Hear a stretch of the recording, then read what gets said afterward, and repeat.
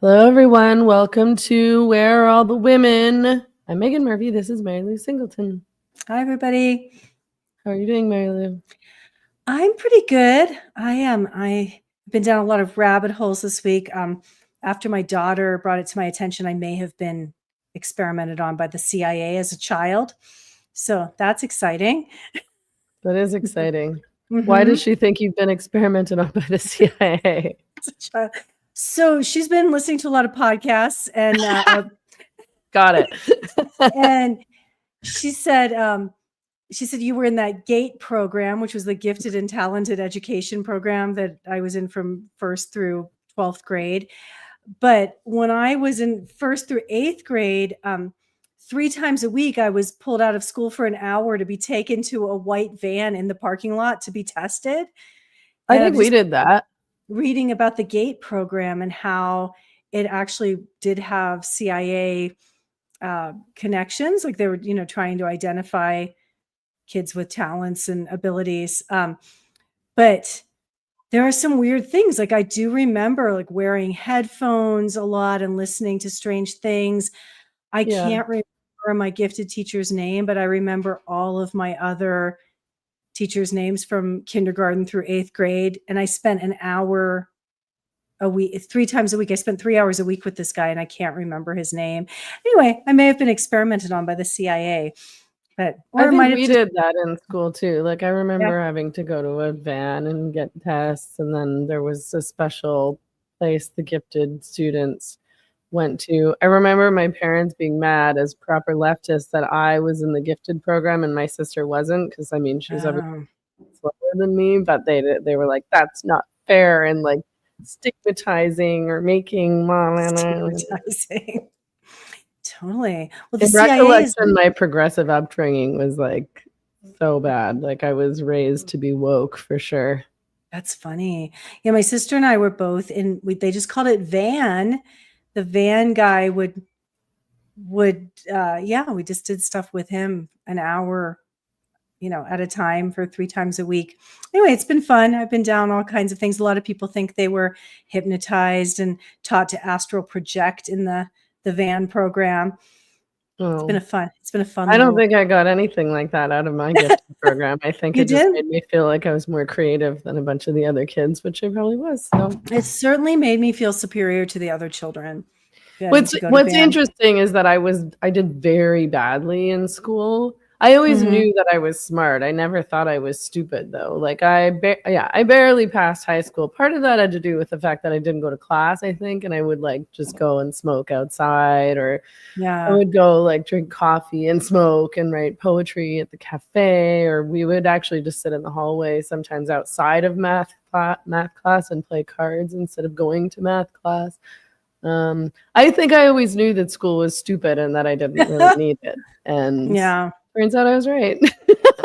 Yeah, I loved taking tests. I remember just taking test after test after test and being into that, just being tested and tested and tested. And to this day, I love taking tests. I just love. What is wrong with you?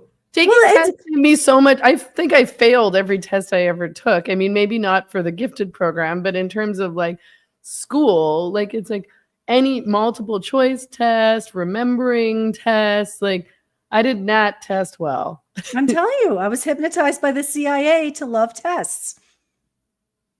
That's maybe just a nerd. I'm just a nerd. All right. Anyway, big news on my end. I have strep throat. Oh no, it's strep throat. It's not mono. Yeah. No, it's not mono. Well, I was probably better. I was positive. I have been self-diagnosing for many, many, many years now, and I'm almost always wrong.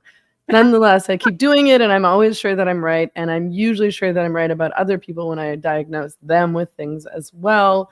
But once again, I don't have diabetes, so everybody can go. That's great. That's awesome. I always think I have diabetes because I have to pee all the time.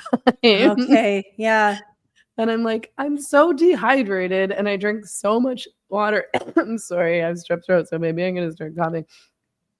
And I think those might be my only symptoms, but I'm constantly paranoid about having diabetes. And this week I was fully convinced myself that I had mono because I've been very tired for like a week, and usually I don't feel tired, but I also haven't been sleeping very well. And apparently I have strep throat, so that probably makes you tired. Yeah, for sure. It's a pretty serious bacterial infection. You taking antibiotics? I just started today, yeah. Yeah. Thank It's God for bad. antibiotics. Thank God for antibiotics, but I just feel like every time I take antibiotics, I'm like, I shouldn't take antibiotics. But obviously, sometimes you got to. Yeah. Hey Megan, you were mentioned on Glinner's interview with Joe Rogan. Nice. I did hear that. I listened. I started listening to Graham Linehan's interview on Rogan today when I woke up. I did not get all the way through it. It's very good. You know, Graham really, really knows his stuff. And he's also, you know, he's such a good guest for Rogan because he knows a lot, and he knows a lot about things that like the normies would never know about in terms of all the insider creepy stuff that has happened within the trans activist community, let's call it, over the years, especially in the UK. But he's also, you know, he's very good at talking, and he's funny, and he has good stories, and it's good. And yeah, and he mentioned, he said to Rogan, I don't know what you think about this. He said to Rogan that he thought that the reason that they went after him during COVID and over COVID wasn't actually because of COVID, but because he had me and Abigail Schreier on, and they just couldn't have, you know, women saying what we had said on his podcast. And because, you know, nobody else would really let us say those things, certainly not on that kind of platform. I mean, obviously, I've been saying those kinds of things for eons on my own platforms and in various, you know, my writing and in talks and things like that, but not in, you know, platforms of that caliber, I suppose. So I guess he thinks that was part of it. I mean, I think it makes sense that like it's kind of all of it. Like he lets people say things that challenge the narratives that are so overprotected in the mainstream, and that's why they hate him. So exactly, yeah. And so many of those things we're not allowed to talk about in the mainstream are tied to big pharma. Yeah, exactly. And like funded by kind of all the same people too. I'm sure it's one of the reasons they Rogan, but there was so much censorship of anyone who critiqued the mainstream narrative on that. I don't think it's the only reason they went after him. Yeah, a lot of people were taken down during that whole thing and banned from the internet and fired from their jobs and really, really put through the ringer. Like people lost their licenses, their medical licenses and things like that for speaking out against the COVID narrative, I believe, right? Absolutely, they did. And the Biden administration instructed the big social media platforms to censor particular people. Jay Bhattacharya is one of them. Like they absolutely went after, especially the more reasonable, sensible COVID dissidents who were coming from places of authority. You know, Martin Kulldorff coming out of Harvard, Jay Bhattacharya coming out of Stanford. These were dangerous voices, and Robert Malone, right? Yeah, Malone was a bit of a wild card. I felt like a lot of what he was saying was pretty out there and fairly easily challenged by people with medical knowledge. Where Martin Kulldorff was a tenured professor at Harvard who lost tenure over speaking out about it.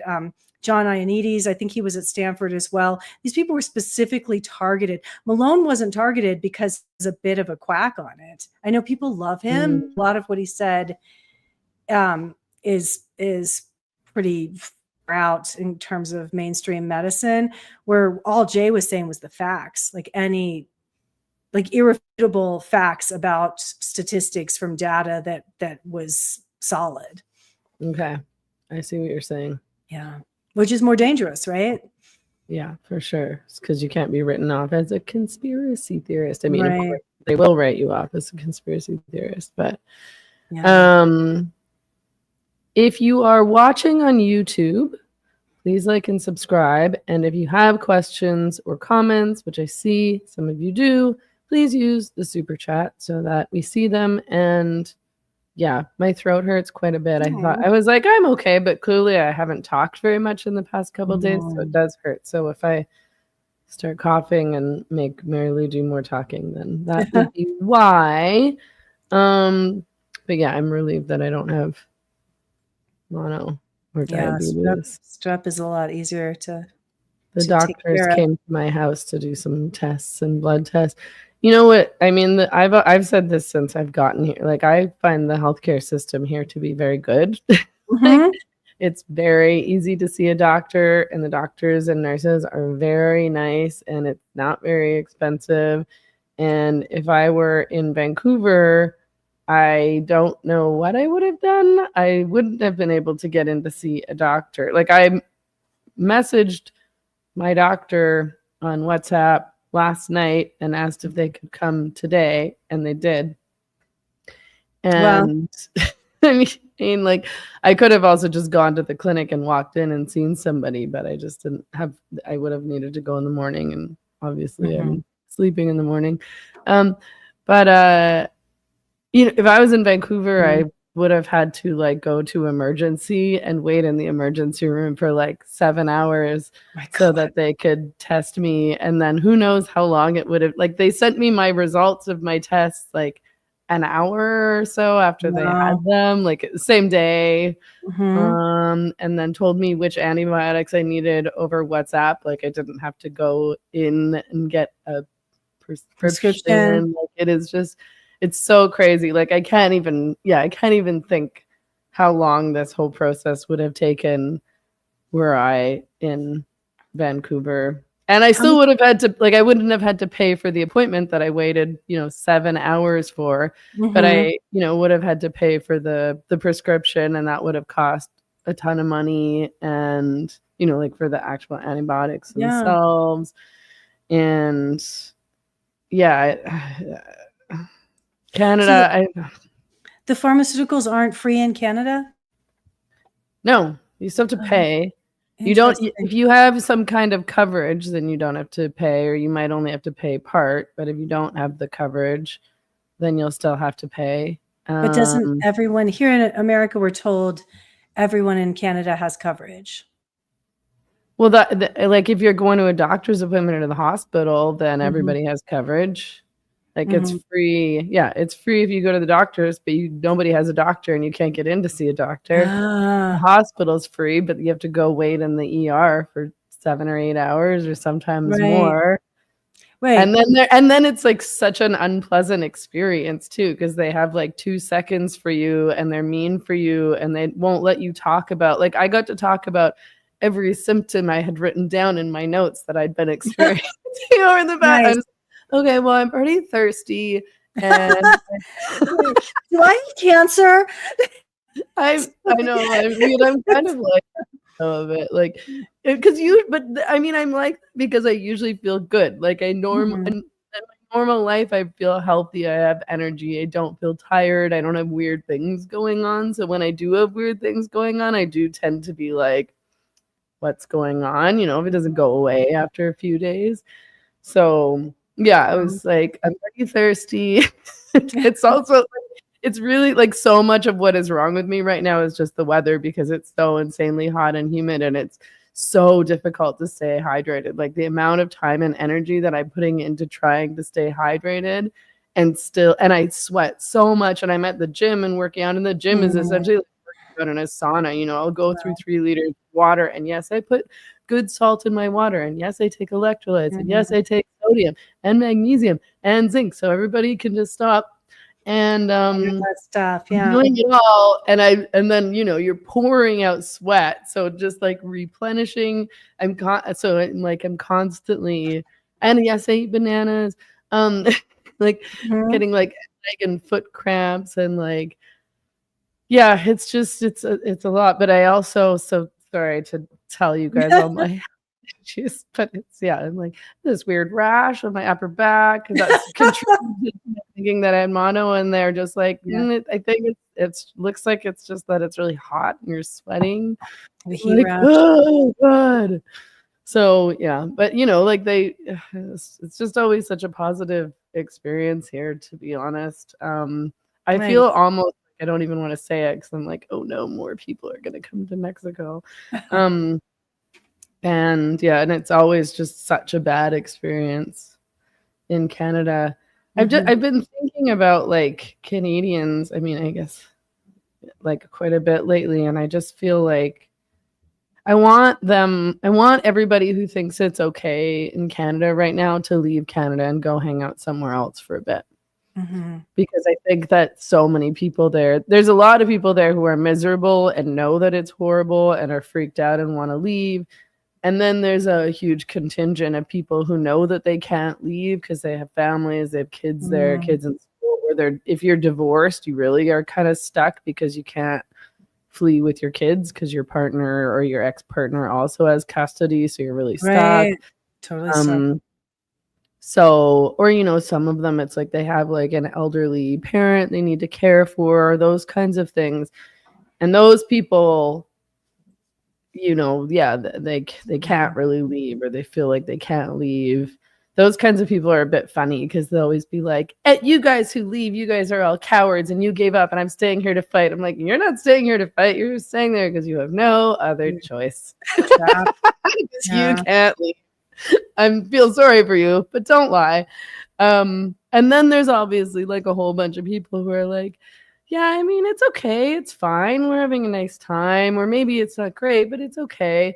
And those people are people who it's like, you need to get out of your bubble because it's really not okay in a wide variety of ways.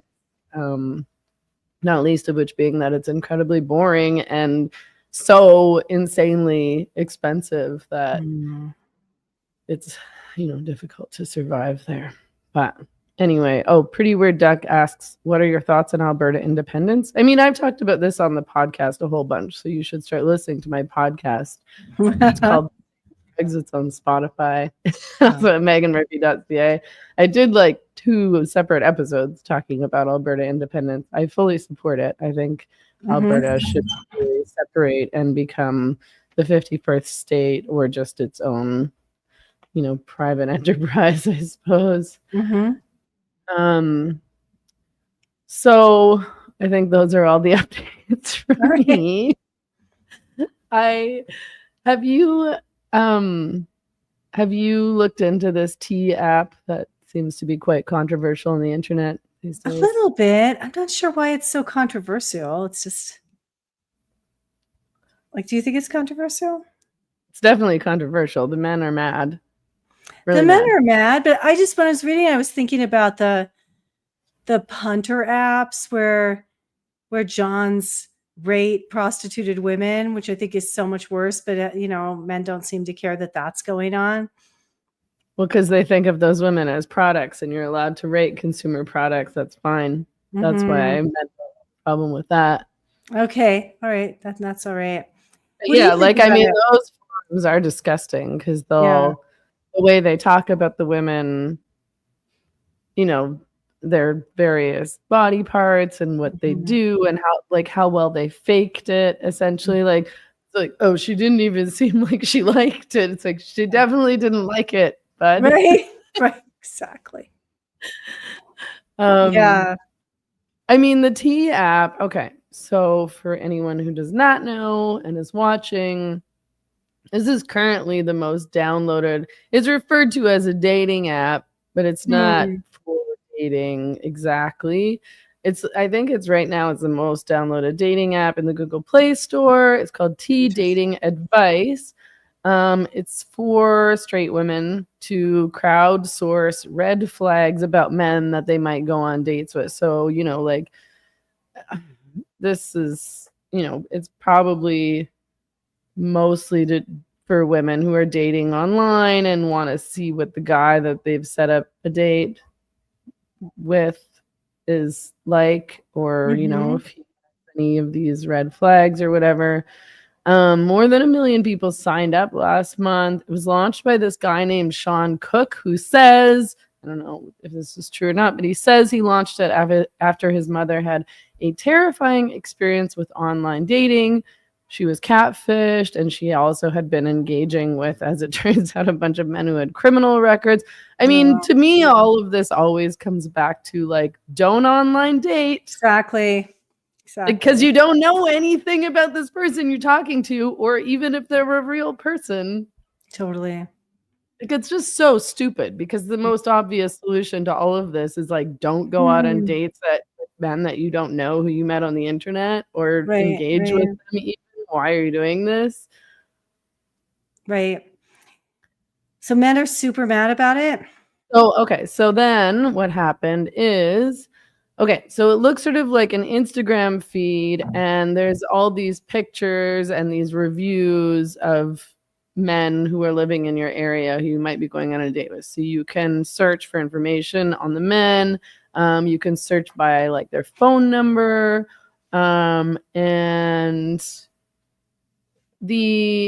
So over at the Free Press, River Page wrote an article about it, which I thought was not a very good article, and I don't know why they had a gay man write an article about this issue. I feel because he didn't really seem to understand. I don't know. I feel like it would have been started to identity politics people, but I feel like it would have been better written by a woman, and I'm sure there's plenty of women who would have been critical of the women who are using these apps, or critical of the app.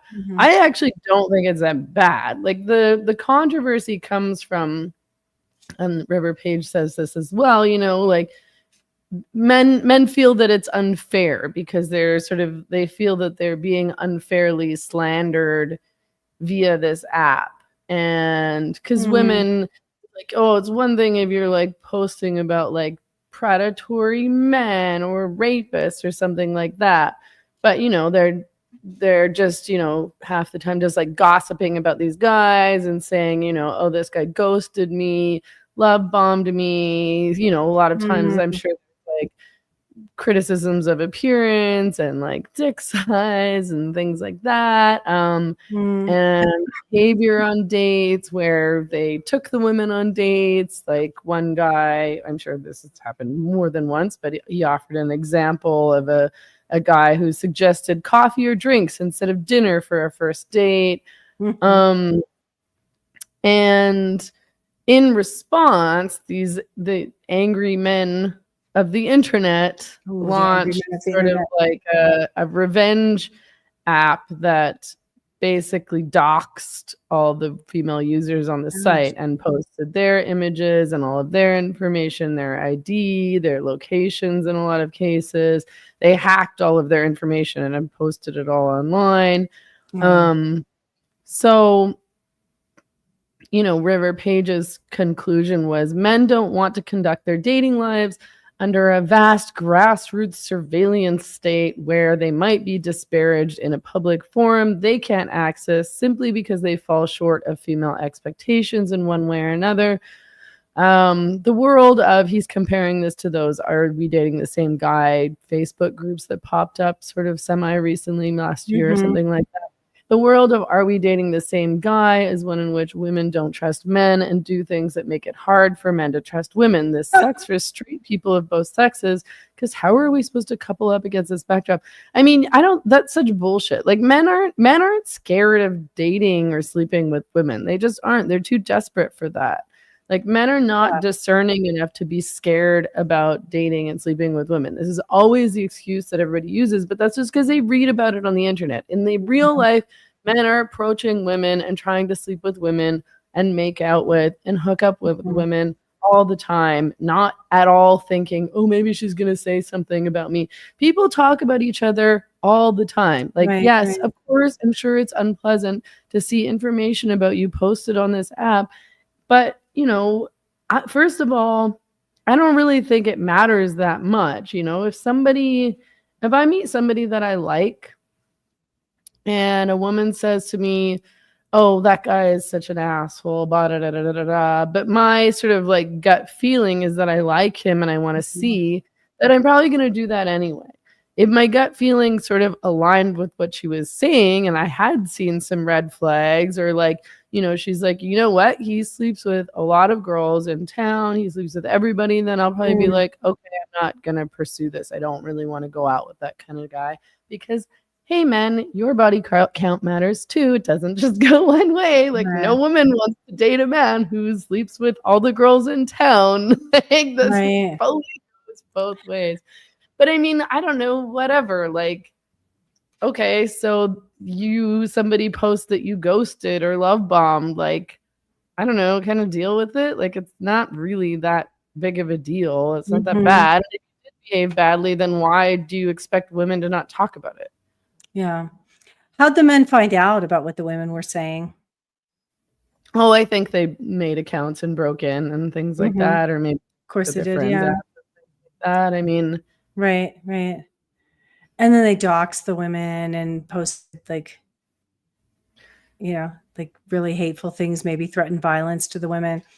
I don't know if they threatened violence, but certainly like, mean stuff, and then acted like it was like karma for them having to dare gossip about them on an app. I mean, sorry, but like, I don't know, men behave badly in dating and sex and relationships. Like they really do. And maybe they don't think that they do, but to women who are getting hurt all the time and lied to and screwed over, like, why wouldn't they talk about this amongst themselves and warn each other?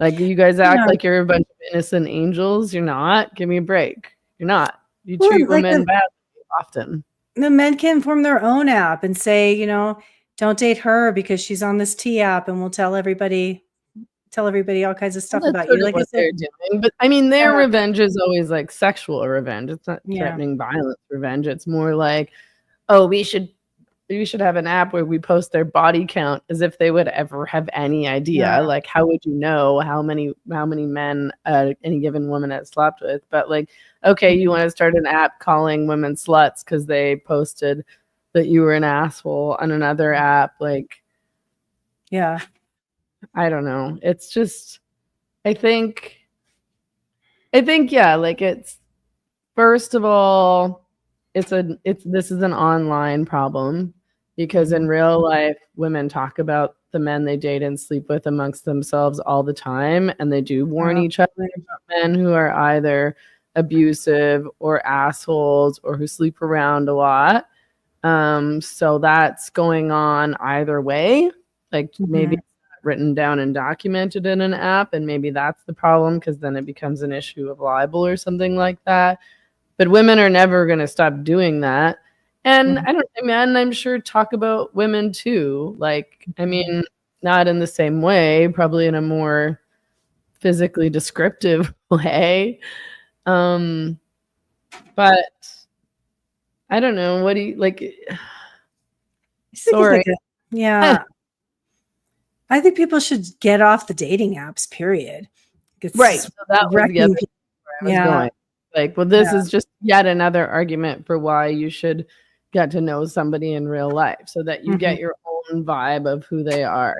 Those red flags you'll see, or they'll come up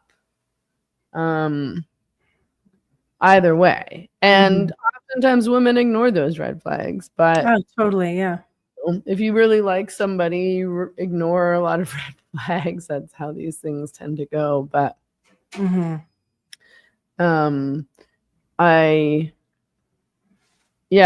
I don't really see why it's such a big deal, and like why doxing all these women and posting their like driver's license and locations publicly online is like fair karma for somebody saying that they went on a bad date with you, or ghosted them.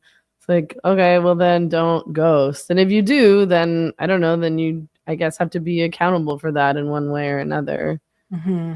But then, or don't online date, or don't go on tons and tons of dates with people that you don't know, and maybe you won't have those experiences or be treated like that. I just think the whole thing is a bit of an issue, and like people should just get out of that world. And like I don't like it that they had a gay man critique it and say this is why men are afraid of women. Like, women are afraid of men because men are much more likely to be violent. And one of the biggest causes of death of women of reproductive age is intimate partner violence. Like, women have a right to talk amongst themselves. Men have a right to talk amongst themselves too. I mean, it's a free country, but I felt like the article by River Page completely glossed over that aspect of you want to make sure this isn't a violent guy. Well, but even beyond that, I mean, I don't feel like scared of violence from men that I date or sleep with. I mean, I've been afraid of violence from abusive men that were my boyfriends, because I knew that they were violent and abusive. Yeah. But from random guy, I mean, I don't go home with random guys, but like, if it's somebody that I'm dating or sleeping with, it's somebody that I sort of already probably know to a certain extent or has friends of friends. So I'm not afraid of them. I'm just, like, I'm afraid of being hurt. These are apps where people are having sex on the first date. Like, a lot of these apps, women are going home with guys they've never met before. Yeah, but I mean, I think that the point that River Page was making, and I think this is true of the app, is that most of it wasn't about warnings of violence or abuse. It was about all sorts of other stuff. But all that stuff is relevant, like that is, the way that men are dating, young men in particular, probably are dating right now, is in this like treating women as disposable and seeing how many people they can just hook up with, and they're not taking it very seriously.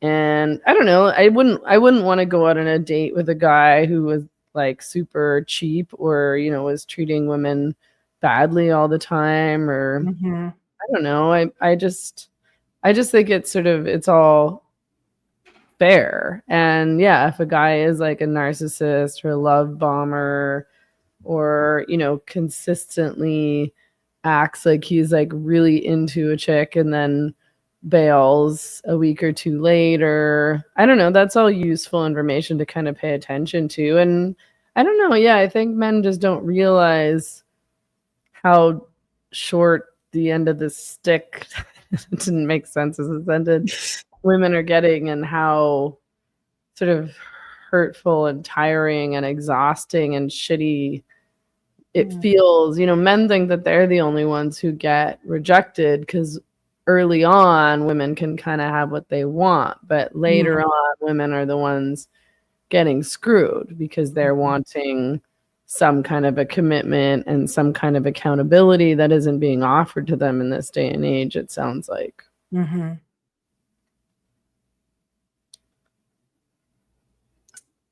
Yeah. So I don't know. I think men are not understanding the other end of things, especially when they're engaging online and they've created this fantasy world of women who are all like gold diggers and sluts and are actually manipulating them and looking for some like rich guy who looks like a football player who's over 6'2" or whatever it is. I think that there needs to be a lot more accountability from men, and then they can stop whining about women gossiping about how they treated them badly. There was something in the comments that I wanted to get at. Men don't talk. I mean, yeah, I think that, men talk about women in a different way, I think. I guess I'm in a different context, which is that I'm living in a small town where everybody talks about everything. So we all talk about people and their reputations. And if somebody is going to date somebody else, then you can pretty easily ask around about them unless they're new or a tourist. And so, men will be like, oh yeah, no, she's, slept with a lot of guys here, or whatever. And women will say the same thing about men here. Or, there was an issue that happened and this is what I heard and blah, blah, blah, blah, blah. And yeah, you can also still like choose to believe it or not believe it, because everybody also knows on some level that if you're talking to like an ex, for example, it's different if you're talking to, several trusted people in town. It's always good to ask more than one person, I guess. But But if you're talking to an ex, there's a lot of likelihood that the ex is going to be like, oh yeah, she's crazy, or he's crazy, or he's horrible, because you're miffed. So there's that concept as well. I don't know, people forget that humans are complicated and that there's a lot of nuance to these kinds of things. Okay. If you're watching on YouTube, again, please like and subscribe. And if you have questions and comments, because I'm having a very hard time keeping up with the live chat, please use the super chat. Okay. What were the other things that we wanted to get to? The ancient embryo. Oh, the world's oldest babies. Yeah. The world's oldest baby was born in Ohio last week from an embryo that had been frozen for more than 30 years. Good Lord. Linda Pierce gave birth to her son Thaddeus, developed from an embryo that had been in storage for over 30 years. He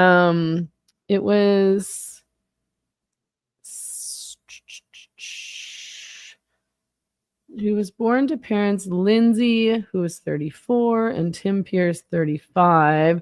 The fertilized embryo was first frozen in May 1994. Back in the early 90s, this woman and her husband froze 4 embryos with the then new technology, IVF, after struggling to conceive a child naturally. What do you think about this? I think it's crazy. I just think it's child abuse. I think it's human experimentation. I cannot believe how insane people are that they're experimenting on their own children like this. They're just creating these medical experiments out of their own children. I think like frozen for 30 years. It's insane. What do you think could happen to, like, what do you think the downsides might be from using an embryo that had been frozen for 30 years? I think we have no idea. For one thing, I think there's like just a wealth of speculation about the psychospiritual impact of being created and then frozen for 30 years. Like what happens to your life spark? Like I'm about as pro-abortion rights as a human can get.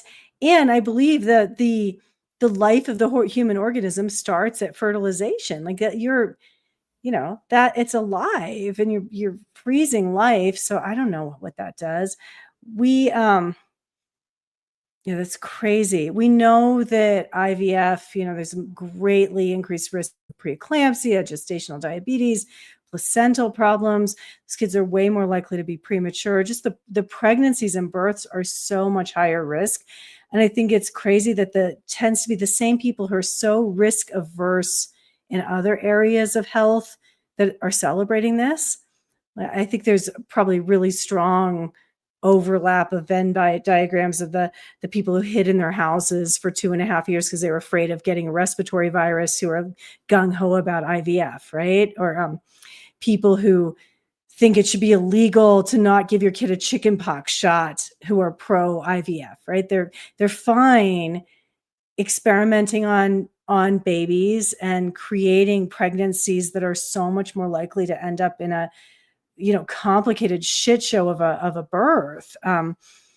If you go into any neonatal intensive care unit, it's vastly disproportionately full of IVF kids. It's just they just end up in the neonatal intensive care after birth so much more frequently than non-IVF kids. Yeah, I can't believe people are doing this. I think it's profoundly selfish. No one's thinking about the child. It's weird. It's just a whole new chapter in humanity, and I really don't like it. I just think it shouldn't be done. Well, I think people just think, I don't think they think very much about it. Mm-hmm. I think they are like, this is convenient.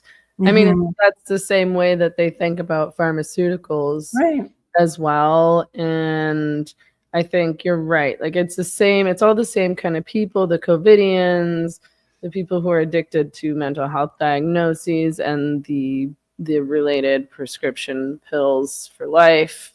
Right. solution, the IVF people, the surrogacy people, the transgender medicine people.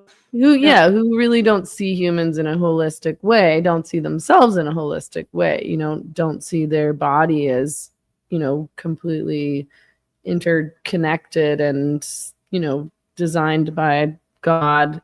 I'm not a God person, but surely you all know what I mean, to function in this really intricate, specific, holistic way, and they're not really in touch with their bodies, and they think, oh, like, I can build a baby in a jar, like, great. Like, another woman can have the baby for me and I won't have to do it. Perfect. Or I can just become a man if I want to. Great. Like, awesome.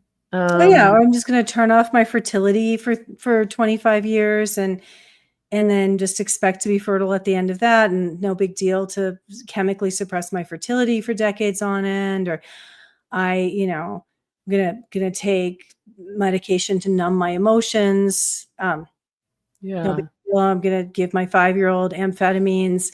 It's a completely different paradigm than I can relate to. I just don't understand how anybody can be so cavalier about human life and about just the creation of their own child. It's really wild. Well, and even like I did this again last night where I said something critical about ADHD, which always makes people livid at me, and like they all respond often by being like, you're so stupid that you don't understand this. And I'm like, no, I do understand it. I'm trying to get something across to you that you're not understanding. If I say like, this isn't a real diagnosis, they'll be like, but I have that diagnosis. I know, right? Like, I know you do. So I posted on X, the only reason for an ADHD diagnosis is so that there can be a prescription. What other purpose could it serve? And then I added, okay, so you get distracted and you're late. Are your excuses for these behaviors somehow more valid than the excuses of those who don't claim the diagnoses? And people responded, to my fake question, what other purpose could it serve, by saying things like, and I didn't know this actually, is that if you have an ADHD diagnosis and you're a kid, like you're in high school, or for example, you get longer time in exams. Yes. Yeah. Including things like the SAT. And that's they get crazy. Longer time. They got all sorts of accommodations. Sorry, go ahead. It gives you all kinds of excuses. So there are absolutely benefits to that diagnosis. And then I think it serves a narcissistic benefit to people to believe that they are somehow separate from the masses of humanity. Like my suffering is more valid than yours. My difficulties are more severe than yours. I'm different and special, so I don't have to have the same level of compassion and empathy with the human experience. I think it's a profoundly narcissistic phenomenon for people to take on these psychiatric diagnoses that are not.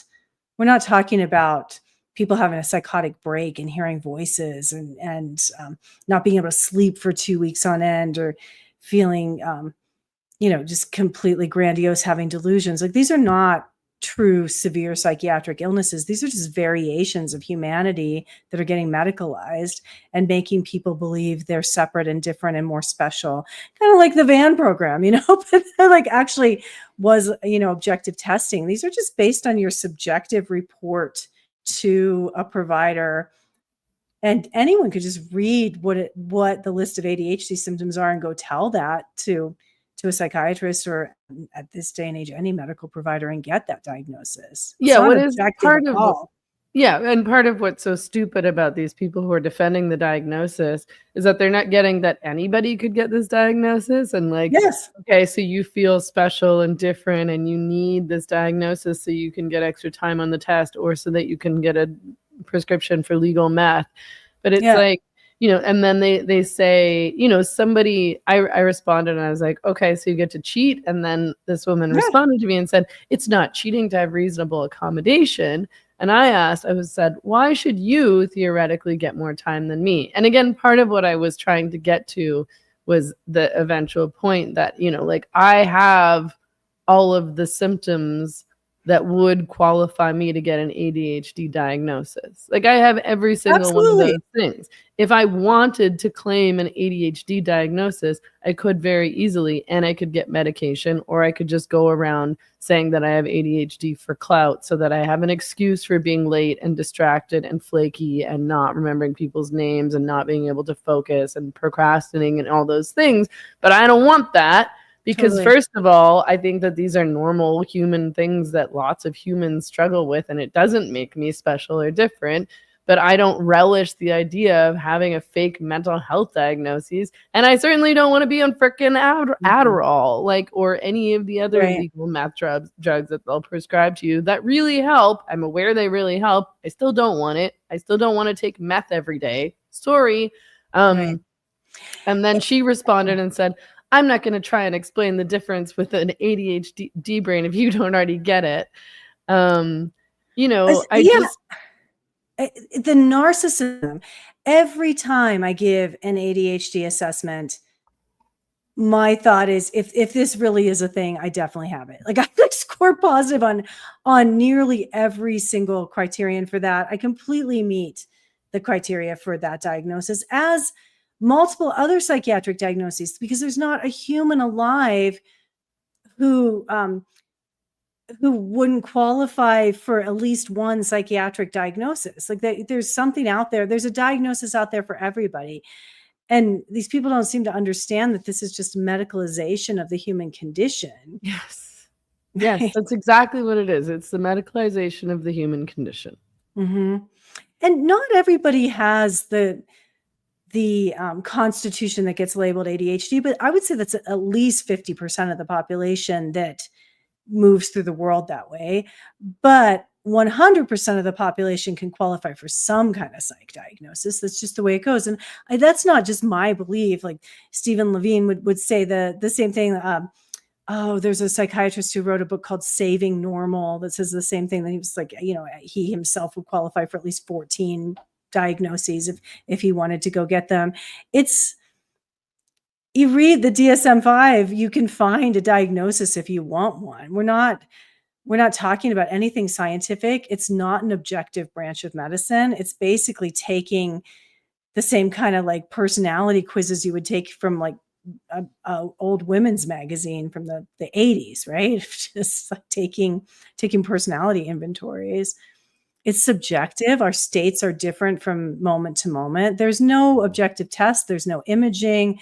There's no physical exam observation that can be replicated by multiple providers. These are completely bullshit, subjective states. Yeah. I'm so upset with it. I know. And I'm just so surprised at how vehemently people defended, including people who were, highly critical of the COVID scam and saw through that and understand that Big Pharma, I think they understand that Big Pharma invents problems so that they can fix them with pills, so that they can turn people into customers. I mean, obviously. And that they're really predatory, actually, that industry.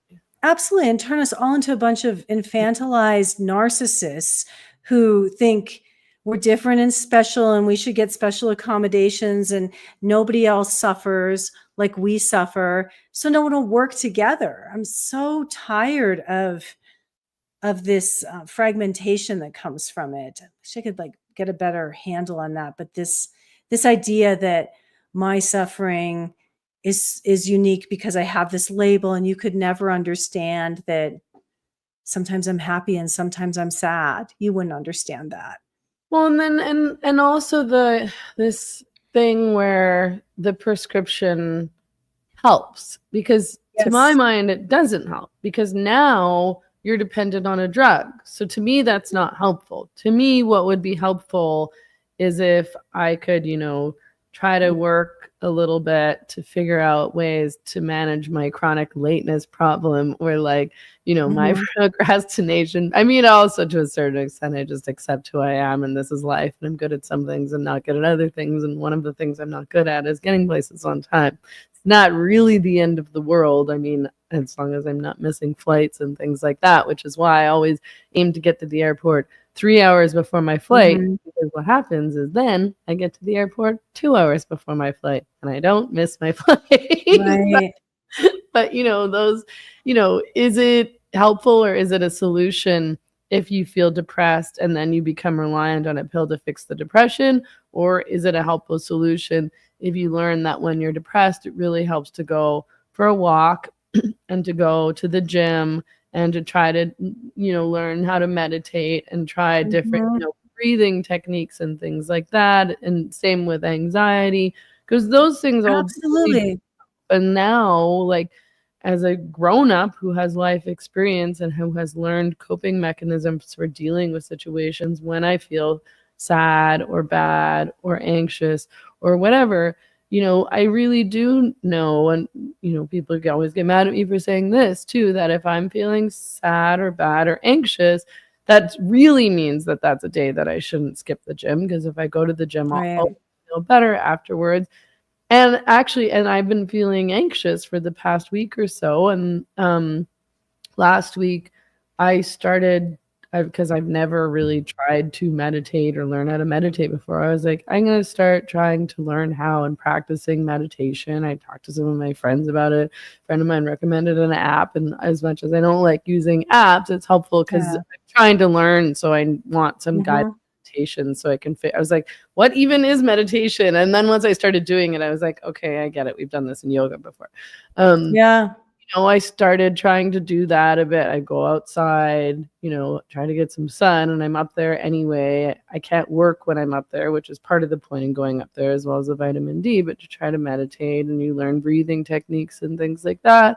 And it's helpful. Like, those things actually help. And then you don't have to be reliant on these pills that are addictive and have a bunch of horrible side effects. And then you never fix you never really learn how to deal with these things. And you also don't, that it's actually normal. It's like, sometimes you feel depressed, sometimes you feel anxious, sometimes you feel good. This is life. But people don't want to fix the problem. They want to perpetually be stuck in their pathology and get rewards for it.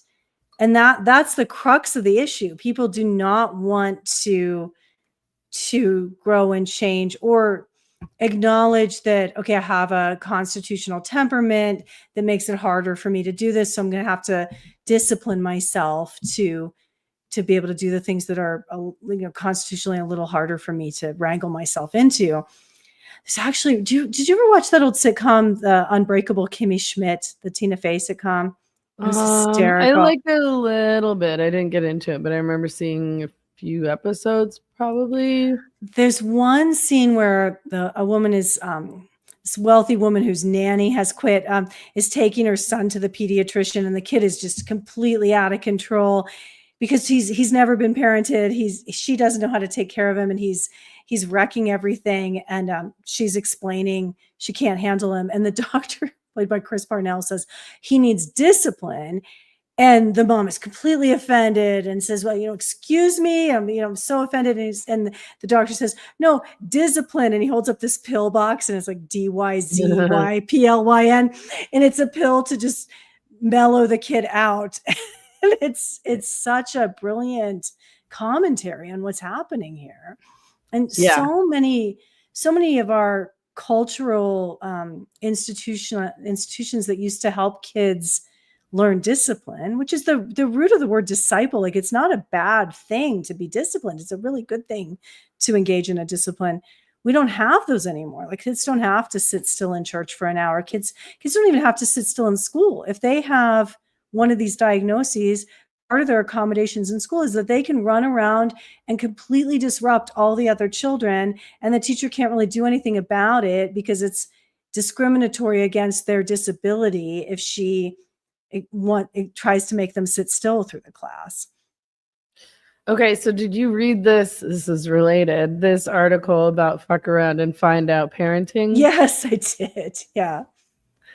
I did. I guess that we're in a period of backlash, it seems like, there's backlash against woke, there's backlash against this safetyism culture, which is probably connected to the helicopter parenting or gentle parenting, whatever you want to call it, that probably in a lot of ways ruined. Much of what's ruined Gen Z, for example, is the phones and the apps and the growing up online and like having so much screen time. But probably a lot of it has to do with lack of discipline and lack of not having to do anything that you don't want to do, lack of risk in their lives, which is related to lack of freedom when your parents have planned out every minute of your entire day so that you don't have any free time to wander around and do risky things and end up in really dangerous situations, or just like, play and have fun and have adventures. But it seems like this fuck around and find out parenting is in response to that in a way. I think so too. I think it was interesting too that that it was presented as we're seeing this more in conservative parents or anti-woke parents, right? And they said that there's becoming a bit of a dichotomy between the snowflake and the MAGA kids, which I've seen, and I think it, segueing back to all the embracing of psych diagnoses. Have you seen the polls coming out showing a huge percentage of people who are registered Democrats identify as having a psych diagnosis versus a very small number of people who identify as Republicans? And that is really interesting that they're, proudly, these are mental illnesses. These are psychiatric diagnoses that people are taking pride in. And most of those people tend to gravitate toward the left. Like, it's not unreasonable to say that the left is crazy, and they're proud of it. Yeah. I always wonder with those kinds of statistics if it really is that people who are left wing, or for example liberal women, because liberal women, the statistics show they're much more likely to have these kinds of mental health diagnoses as well. And, right, over 60%, right? Over 60%. It's just that they're kind of more likely to identify with these mental illnesses and mental health diagnoses and seek out the diagnosis. Whereas, Republicans or conservatives are maybe the types who are more likely to be like, I'm going to take care of this myself and not rely on big daddy government or big daddy pharma. But that is the differentiation of, these are subjective. They're not real. It's a psychiatric diagnosis is not anywhere comparable to finding out your thyroid isn't functioning well, or finding out you have a lump in your breast, or finding out you have diabetes.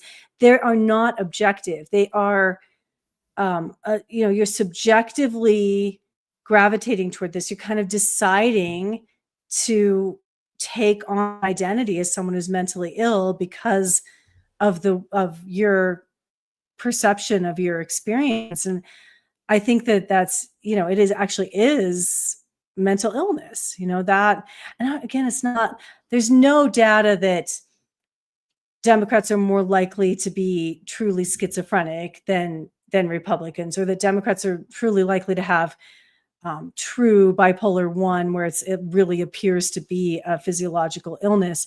This is the differentiation of like what Freud used to call neuroses versus psychosis. Like, psychosis is like true, severe, objective mental illness. Anyone who evaluates this person can tell they're mentally ill. That's different. It's, left-leaning, progressive people, Democrats, are much more likely to be self-identified neurotics. Yeah, well, and the irony is that it makes it worse. Like if you have anxiety and you don't figure out like healthy coping mechanisms or ways to deal with your anxiety actually in your life, that isn't just relying on a pill, then, and it's, and you're coddled through it, where it's like, oh, you have social anxiety. Well, then by all means, don't go out, Yeah, right. You better not. Anxiety, then don't go to the party. Like, don't go see your friend. Don't go for that like coffee date because you have anxiety. So no, just stay inside. And that's like the worst thing that you can possibly do if you have something like agoraphobia, or you're developing some kind of social anxiety and you decide not to push past it and to try any of the things that might help, which would probably include going to the store and talking to the lady who works at the store, but you have too much anxiety to do it. It's like, you know what? That would probably actually make you feel better. Right. You just have to do the things you're afraid of. But now teachers aren't assigning projects where the kids have to get up in front of the class to read because it makes the kids anxious. Like, yeah, it makes public speaking makes most people anxious. It's a rare person who doesn't experience anxiety with public speaking, but the way you learn to get past that is you just do it again and again and again. And you also learn, I can do this while I'm anxious. Like my anxiety, I'm experiencing anxiety. That's a physiological response. I'm going to go ahead and give the talk, like not getting so caught up and letting the anxiety control you, right? Yeah, that's a really good example, actually, because I can relate to that completely, because I had really crippling anxiety around giving presentations in front of class all through elementary school, all through high school, through university. But I kept having to do it, so it eventually got easier, and I figured out. And then when I became a public person, I had to give talks in front of hundreds of people, and I was really, really nervous. And people would always tell, "Oh, you didn't seem nervous," and I was like, "Yeah, that's because I learned the coping mechanism of pretending that I wasn't nervous, even when I was really nervous." So I figured out how to perform in a way that at least made it seem like I wasn't anxious and nervous through all sorts of things, like your tone of voice and your hand movements and your face and where you put your hands, and, you know, like, and just get through it. And then after, you're like, okay, it's fine, I did it. And it does get easier, you know, eventually you're less, like, it's less crippling, and you're not shaking when you're doing it anymore. You're probably just maybe sweating a bit, and you get to a point where you're like, this is okay, you know, and that's just how you do it. And it kind of sucks, but it gets better. That's how it gets better. And some people will learn from class presentations that they never want to be public speakers, and that's okay too. Like if it's such an uncomfortable experience for you that you want to do it as little as possible, that's fine. But saying no one has to do it, it's crazy. It's like saying no one has to run a mile because they're, you know, it's uncomfortable. But I guess that's happening too. Like no one has to do anything uncomfortable anymore. This is super uncomfortable. Everybody should be doing uncomfortable things all the time. Like, exactly. Life is uncomfortable. Way to make your life better. And this is actually the route towards feeling good, is doing uncomfortable things. Right. Exactly. And I read a post on Instagram explaining this, actually, that doing hard things rewires your brain. And, you know, it builds confidence. You need to, push yourself past what you think you can do. And that's just not happening. It's not happening from pregnancy and birth on. Like we're, you know, no one's having a natural birth. Like kids aren't even, over a third of kids in the US aren't even getting the squeezing of the birth process. They're all being extracted abdominally, where they're not even getting all of that intense. Like that's intense. Like being squeezed out of the birth canal is a template for the nervous system. That's not happening. They're not getting tossed around by their dads. They're not getting swung around. They're not allowed to, you know, that's an infancy where dads were notorious for throwing kids in the air and catching them. It's like, oh no, that's child abuse. Don't let that happen. Or, you know, uncles and dads, and sometimes adventuresome moms and aunts would swing kids around by their feet. That's not happening. And then on top of it, that, like you said, the social management, kids aren't allowed to work things out. They're not getting to hang out with a pack of kids who are just like setting their own rules while the adults are somewhere else. It's all being managed. Yeah, it's all being managed. If someone's feelings are hurt, the kid, you know, a mom will go to another mom and work it out. I know so many mom breakups over the kids not getting along, where if my mom wanted to hang out with her friend, whose kid was some kid I couldn't stand, I had to hang out with that kid, like it wasn't like a mom breakup wasn't going to happen because the kids didn't like each other. No. So all of that's being managed. Kids aren't learning to just have to spend time with kids they don't like. Right. And so this, like this fuck around and find out parenting, this is what this article that I just read said. Fuck around and find out is based on the idea that parents can ask and warn, but if a child breaks the rules, mom and dad aren't standing in the way of the repercussions.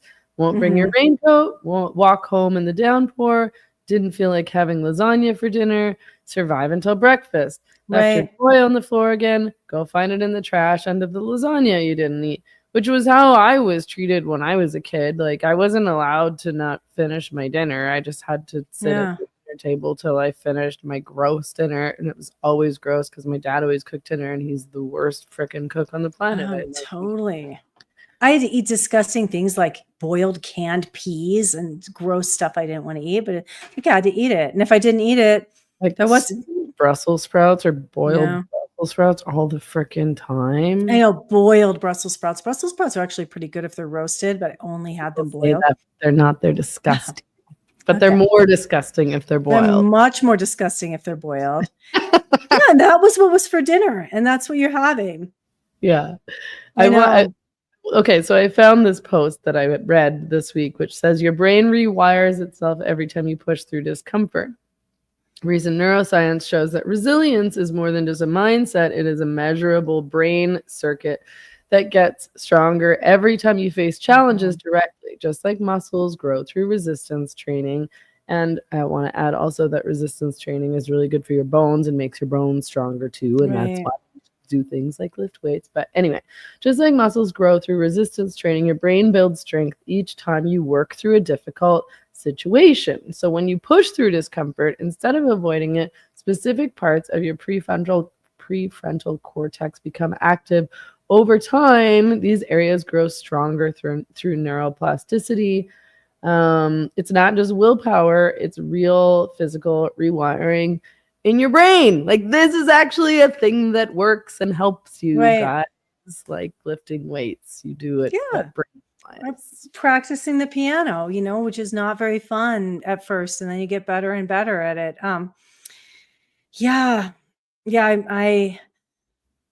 I really think it's fascinating this split between, for lack of a better terminology, the right and the left on this, and the diagnosing of the kids that is happening more on the left, and the fuck around and find out parenting happening more among conservatives. Like I'm really interested in that, because when we were kids, it didn't matter how your parents voted. Like everybody like had a kind of a suck it up childhood, right? Like you're just like, this wasn't political. It was just the way kids were raised. And now this politicization of it, you can kind of tell someone's politics based on how they're raising their child.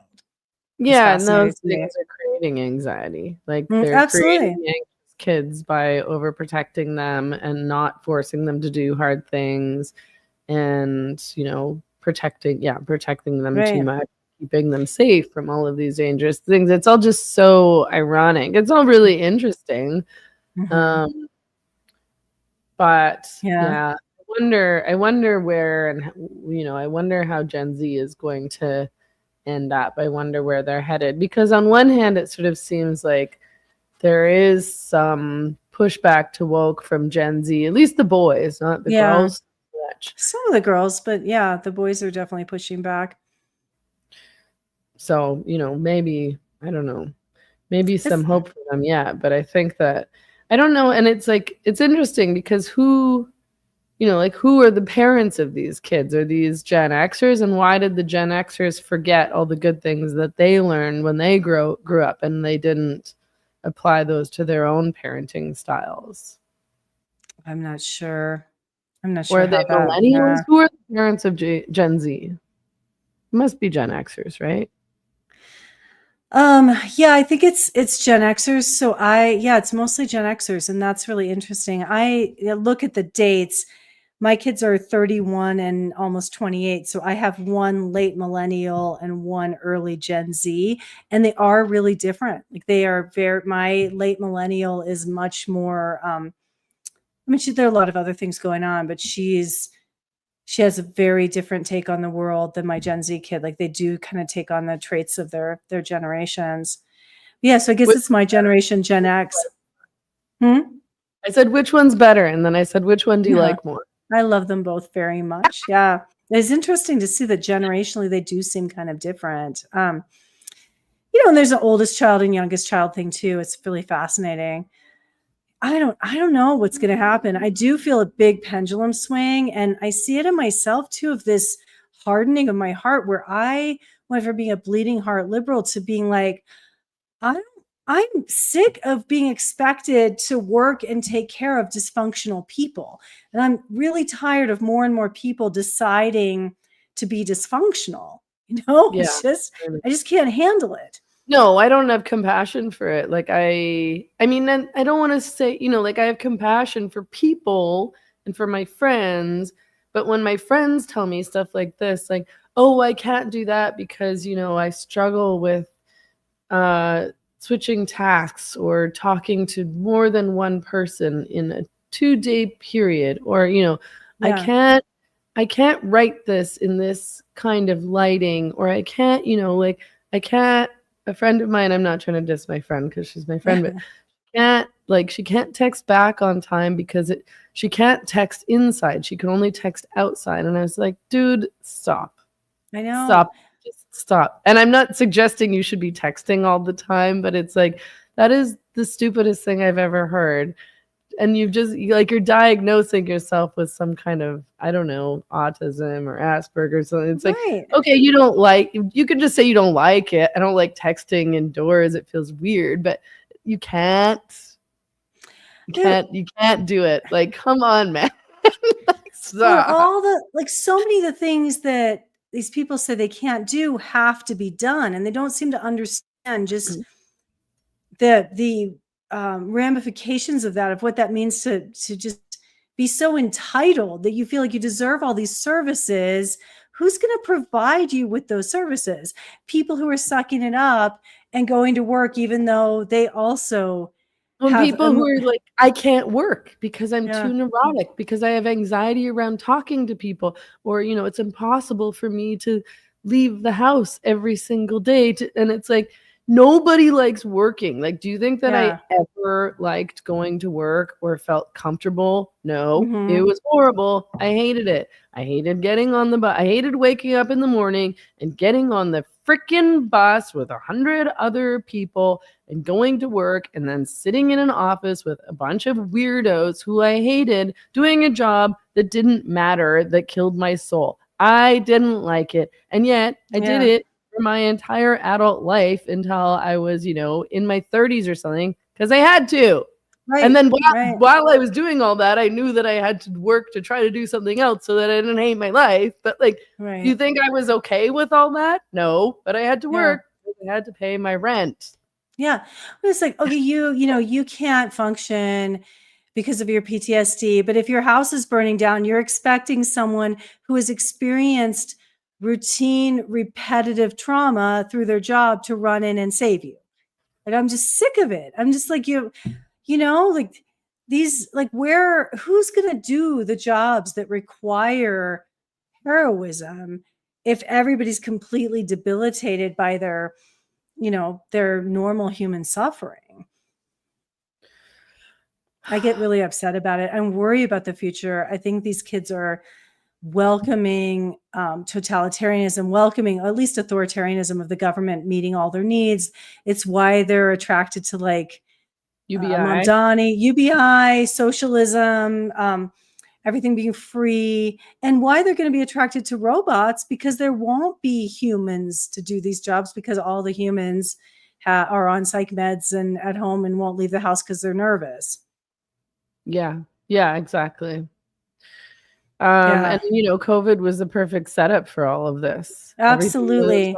online, and isn't this great? Now you don't have to have in real life meetings, which are so scary and stressful. You can have all your meetings on Zoom, and actually you can do all of your socializing on Zoom, so you don't have to worry about your social anxiety. And you don't even have to go to a restaurant, which is so hard and maybe stressful and maybe inconvenient, because you can just get Uber Eats delivered to your house now by a robot. Oh, well, yeah, the robot will do that. Though what these people don't seem to understand is that all the jobs that were deemed unessential are almost all of them are things that will be done by the robots. Like if you were deemed essential, generally, like you did something that required a body to do it out in the world, and you're less likely to get replaced by a robot if you were a quote unquote essential worker, right? With the exception of, I mean, they have delivery robots and stuff. People don't get it that they were being sorted by like the government sorting hat into your body is still useful in the workplace versus you can be replaced with AI. Yeah. Such a mess.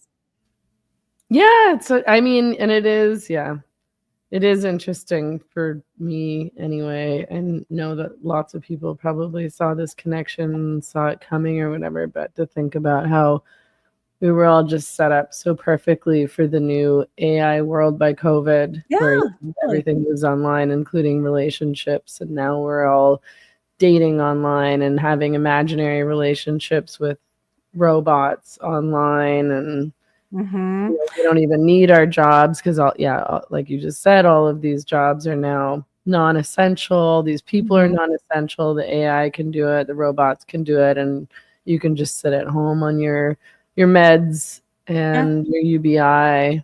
It's your UBI. Everyone was getting all the non-essential people. What if you have to get out of your sweatpants? Remember when the non-essential people in the US were all getting their UBI checks? They were all getting big checks from the government. And then those of us deemed essential just had to keep working for a check. They were all at home just collecting money from the government, shaming us for not wearing our mask while we're keeping the world going. I'm still so angry about it. Germs. Yeah, totally. And then lecturing about what was happening in the world because they knew it from their propaganda streams. Meanwhile, we're like out keeping the world running and told that we didn't actually know what was going on out there. Yeah, the UBI, the reset, when the teachers declared themselves non-essential, I knew we were in really big trouble. I mean, they are not fucking idiots. They fought to be labeled unessential. You're advocating yourself right out of a job, babe. Totally. Like, what are you doing? Right. You're that unimportant. I mean, I kind of do think you're unimportant, but I mean, that's what I was saying earlier is like being in school and recognizing that all my teachers were kind of idiotic and they all thought I was a dum-dum, and boy, did I show them. I should probably go because my throat is, for those who missed it, I have strep throat. I'm okay. I'm just glad for my diagnosis so I can take the appropriate pills to cure me. I do need to take antibiotics because strep throat is a throat infection or bacterial infection. Totally. Actually, there's objective data leading to that diagnosis. I got a bunch of tests. Lab tested me, and they took my blood, and I don't have diabetes, and I don't have mono, and I don't have anything else. I know. I was so happy. I was like, strep, awesome. Yay. This is like, I can get rid of this. Thanks everyone for tuning in. We are here every Wednesday night at 6 p.m. Pacific, 9 p.m. Eastern. If you're watching on YouTube, please stop everything you're doing and like and subscribe to support the channel. And the stream. All the antibiotics are going to my brain.